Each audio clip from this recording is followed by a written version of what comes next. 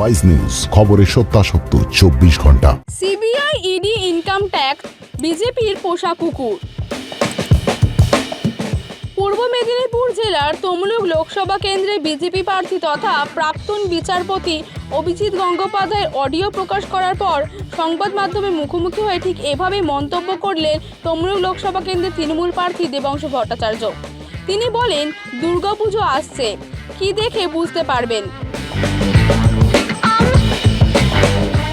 বীরেন্দ্র কিশোর ভদ্রের কণ্ঠে রেডিওতে মহিষাসুর মর্দিনী শুনতে পারবেন। আর মাঠের ধারে কাশফুল ফুটে আছে। আর ভোট আসবে কিভাবে বুঝতে পারবেন। CBI, ED, income tax, NIA আসছে, তখন বুঝতে পারবেন ভোট আসছে। ভোট দুয়ারে, তাই সিবিআইও দুয়ারে। বিজেপি ভোট আসার আগে তাদের পোষা কুকুর এসেছে মালিকের হয়ে ঘেউ ঘেউ করতে।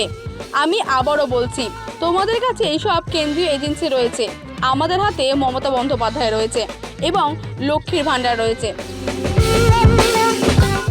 এবার দেখা যাক তোমাদের কেন্দ্রীয় এজেন্সি জেতে না লক্ষ্মীর ভাণ্ডার জেতে।